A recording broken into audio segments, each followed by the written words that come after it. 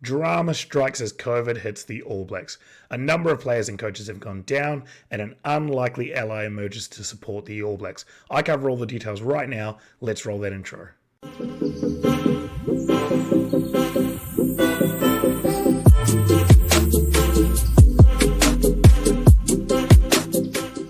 You can probably tell from my voice, guys, I haven't been feeling too well myself, so I'll try and get through this quickly. Let's jump straight into this article. So, what we know so far, 3 coaches and 2 players have been named as testing positive with COVID.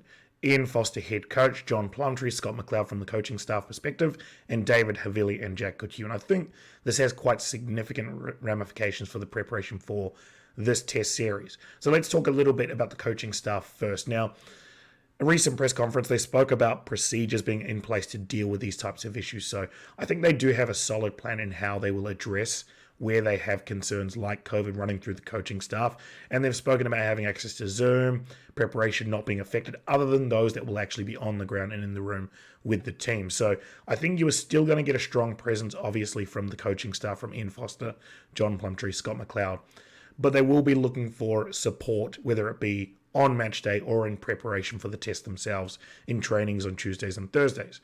So what may come as some surprise to a lot of people is that Joe Schmidt has actually been drafted in, and we all know his background with Ireland and the potential implications that has in terms of utilizing his knowledge and preparation for this series. I think he's going to add a wealth of knowledge, but his role is somewhat limited. He's been named to support the preparation as part of the training on Tuesday and Thursday, so more that hands-on-ground type approach, less dealing with sort of strategy and tactics, but I'm sure some of that will wash off based on his knowledge of Ireland. But really, he's there just to help facilitate some of the training sessions. So I think a lot of those secrets that he's been, in IP that he's been able to build with Ireland, I don't think a huge amount of that will be shared right now, but it is a very interesting talking point that former coach, obviously a well-known figure, will be in the All Blacks camp to assist them in advance of this series. From a team perspective, in terms of the players, Braden Ennor has been brought in to cover the centres. But what's really interesting is I thought David Havili and Jack Goodhue were right in the hunt for the 12 and 13 spots, respectively. Rieko Ioane obviously has the inside running from a outside centre perspective, but David Havili and even Jack Goodhue to some degree, real opportunities for them to play in at 12. I think probably now Quinn Tupaia gets the nod, so he brings strengths in terms of his running game and ability to break through the line and tackle well. David Havili gives a bit more in distribution, so I think that's a big miss. He's going to be sorely missed for the All Blacks on game day.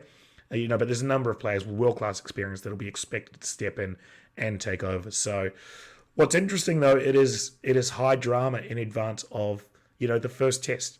And let's hope we don't get more COVID-affected sort of players being named shortly. We really want this to be a historic test. It's all set up for it to be a fantastic contest. And ultimately, we want the best players on the field. So let's hope for the best. It seems like the All Blacks are planning for the worst. But I'll continue to cover this as I feel better and as we hear more about the COVID situation in the camp. So I'm going to leave it there, guys. Short and sweet. And I'll be back shortly. Talk soon.